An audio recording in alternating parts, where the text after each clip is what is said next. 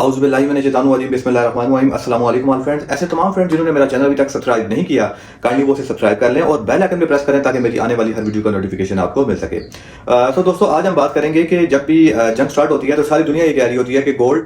ऊपर जाएगा, लेकिन अगर हम इस बार देखें तो गोल्ड ऊपर जाने के बजाय नीचे आया है और इसने लोगों को सरप्राइज दिया है। आज हम इस पे बात करेंगे और मैं आपको वो तमाम रीजन बताऊंगा जिनकी वजह से ड्यूरिंग द वॉर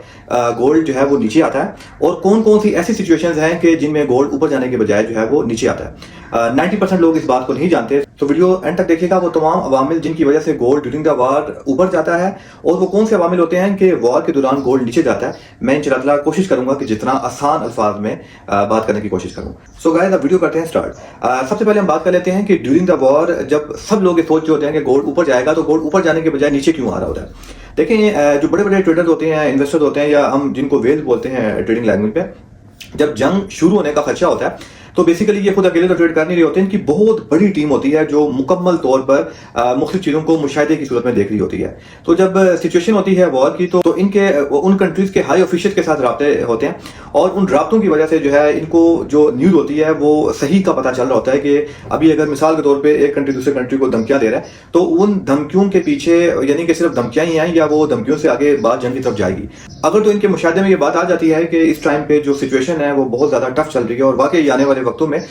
जो जंग है उसके शुरू होने के इम्कान बहुत ज्यादा हैं या कंफर्म जंग शुरू होने के चांसेस हैं, तो वो बड़ी तादाद में गोल्ड को बाय कर लेते हैं। और जब ये गोल्ड बाय कर रहे होते हैं तो उस वक्त की मार्केट थोड़ा थोड़ा सा ऊपर जाना शुरू हो जाती है, क्योंकि इन्होंने 2, 4, 5, 6 किलो तो गोल्ड बाय नहीं करना होता। ये बहुत बड़ी तादाद में गोल्ड को बाय कर रहे होते हैं और जब ये गोल्ड को बाय कर लेते हैं और जैसे जंग छिड़ती है, एक कंट्री दूसरे कंट्री पर हमलावर होता है, तो क्या होता है जी कि ये ऑलरेडी बहुत बड़े प्रॉफिट में चले जाते हैं, क्योंकि वॉर के दौरान वैसे भी छोटे छोटे ट्रेडर्स के माइंड के अंदर ये कॉन्सेप्ट चल रहा होता है कि गोल्ड ने तो ऊपर जाना है। और जब छोटे वाले ट्रेडर्स भी गोल्ड को बाय करना स्टार्ट कर देते हैं, हर शख्स का इंटरेस्ट जो है वो गोल्ड में चले जाता है कि अब हम गोल्ड में इन्वेस्ट करते हैं, क्योंकि गोल्ड में इन्वेस्ट करने से हमें बड़ा प्रॉफिट मिलेगा। तो जंग स्टार्ट होने से पहले जब एक कंट्री दूसरे कंट्री पर हमलावर होने की धमकियां दे रही थी, तो उस वक्त उन्होंने गोल्ड बाय किया हुआ होता है। और जब वॉर प्रॉपर्ली स्टार्ट हो जाती है और गोल्ड बहुत ऊपर चले जाता है, तो ये लोग बहुत बड़े प्रॉफिट में चले जाते हैं और वहां से गोल्ड को सेल कर देते हैं। और वॉर के दौरान जब हर इंसान ये सोच रहा होता है कि गोल्ड ऊपर जाएगा, तो गोल्ड नीचे आना शुरू हो जाता है, क्योंकि ये बहुत बड़ी तादाद में गोल्ड को उस वक्त सेल कर रहे होते हैं। तो एक ही रीजन होती है जो 90% लोगों को नहीं पता होता, जो बाय द रमर और सेल द न्यूज वाले कॉन्सेप्ट में चले जाते हैं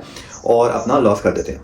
अब हम बात कर लेते हैं सेकंड रीजन की, और क्या रीजन हो सकती हैं जिनकी वजह से गोल्ड जो है वो नीचे आ जाता है। देखिए, डॉलर और गोल्ड बेसिकली दोनों जो है इन्वर्स पेयर हैं, दोनों जो है एक दूसरे के ऑपोजिट है।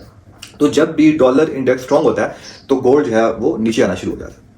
अब हम बात कर लेते हैं थर्ड रीजन की कि थर्ड ऐसी क्या रीजन हो सकती है कि जिसकी वजह से गोल्ड जो है वो ऊपर जाने के बजाय नीचे आता है। देखें, गोल्ड बेसिकली कोई प्रॉफिट नहीं देता, गोल्ड डिवाइडेंड नहीं देता, गोल्ड किसी तरह का भी इंटरेस्ट नहीं देता। सो जब भी अमेरिका अपने इंटरेस्ट रेट हाई कर लेता है तो लोग जो है वो गोल्ड बेचकर बॉन्ड्स की तरफ चले जाते हैं। जो बड़े बड़े इंस्टीट्यूशन होते हैं वो क्या करते हैं कि गोल्ड को सेल करके बॉन्ड्स को खरीद लेते हैं, क्योंकि उसमें उनको ज्यादा फायदा नजर आ रहा होता है। अब हम बात कर लेते हैं नेक्स्ट रीजन की कि ड्यूरिंग द वॉर ऐसी और क्या सिचुएशन हो सकती हैं या क्या अवामिल हो सकते हैं जिनकी वजह से गोल्ड जो है ऊपर जाने की वजह नीचे आ जाता है। देखिए, during the war market crash कर जाती है, डॉलर बहुत वीक हो जाता है, तो बड़े बड़े इंस्टीट्यूशन जो होते हैं उनको चाहिए होती है कैश, और वो देखते हैं कि इस टाइम पे हम ऐसी कौन सी चीज हमारे पास जो प्रॉफिट में है उसको हम सेल कर अपने कैश हासिल कर सकें। तो जब वो नजरसानी करते हैं तो नजर आता है गोल्ड को कर देते हैं सेल, और जब वो गोल्ड को सेल करते हैं तो गोल्ड फिर क्या होता है, नीचे आना शुरू हो जाता है। ये वो तमाम अवामिल हैं जो छोटे मोटे ट्रेडर या छोटे मोटे इन्वेस्टर्स को नहीं पता, बस उनके जहन के अंदर ये कॉन्सेप्ट होता है कि जी जब भी जंग स्टार्ट होना है तो गोल्ड ऊपर जाना शुरू हो जाना है। अब देखें, इस टाइम पे जंग जो है वो अपने पीक लेवल तक गई और गोल्ड जो है वो काफी हद तक नीचे आ गया। अगर ये रीजंस आम लोगों को पता हो, या मेरा बताने का बेसिकली मकसद यही है कि ठीक है आप गोल्ड पे ट्रेड करें, अगर आप के पास वो नॉलेज नहीं है या आप उन न्यूज तक नहीं पहुंच सकते, लेकिन एटलीस्ट आप अपने रिस्क को तो कम कर सकते हैं ना। आप अपने रिस्क को कम करके गोल्ड पे ट्रेड करें। और ये जो लोग आपको कहते हैं जी कि हम इस टाइम पे ड्यूरिंग द वॉर बहुत पैसा कमा रहे हैं गोल्ड से, और हम जैसा तो पैसे को नहीं कमा रहे और हम ट्रेडर हैं तो तब हम पैसा कमा रहे हैं, बेसिकली उनकी बातों के अंदर खोखलाहट है, कुछ भी नहीं होता। और वो जो अगर आपके साथ स्क्रीन शॉट शेयर कर देते हैं आपको आपके जहन को बनाने के लिए कि हम वाकई अच्छी ट्रेडिंग कर रहे हैं, और आप हमसे सिग्नल देंगे, आप हमें अपने अकाउंट दें कि हम आपके अकाउंट ट्रेड करें, तो ये टोटली फेकिज्म होता है। बिल्कुल भी इन बातों पर काम ना करें और किसी भी सिचुएशन में आप हमेशा जो है अपने माइंड से काम लें, इंशाल्लाह वही आपके लिए फायदेमंद साबित होगा।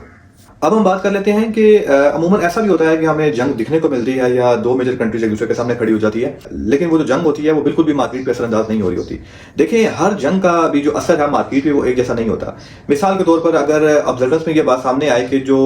स्ट्राइक्स हैं वो बिल्कुल लिमिटेड होंगी, अगर ऑयल की प्राइस जो है वो मुतासिर नहीं हो रही, अगर दुनिया की जो मैशियत है वो उस जंग से डिस्टर्ब नहीं हो रही, तो इन रीजंस में या इन रीजंस की वजह से जो मार्केट पे जब असरअंदाज नहीं हो रही होती जंग, तो बिल्कुल मार्केट जो है वो नॉर्मल बिहेव कर रही होती है। अब आखिर में हम बात करेंगे कि वो कौन से अवामिल हैं कि जब गोल्ड के बढ़ने के चांसेस बहुत ज़्यादा हो जाते हैं, और ऐसी सिचुएशन में जब एक नॉर्मल ट्रेडर या नॉर्मल इन्वेस्टर जिसके जहन में हर वक्त ये बात घूम रही होती है कि जब भी जंग होगी तो गोल्ड की प्राइस ऊपर जाएगी, तो वो कौन सी ऐसी जंग होती है या जंग में कौन सी ऐसी सिचुएशन होती है जिस वक्त अगर एक नॉर्मल सा ट्रेडर या नॉर्मल सा इन्वेस्टर भी उस ट्रेडिंग के अंदर घुसता है तो उसको फायदा होने के चांसेस ज़्यादा होते हैं। देखें, जब जंग जो है उसका जो दुरानिया है वो तवील होने लगे, जंग लंबी होने लगे, ऑयल की प्राइस जो है वो एक्सट्रीम पे चली जाए,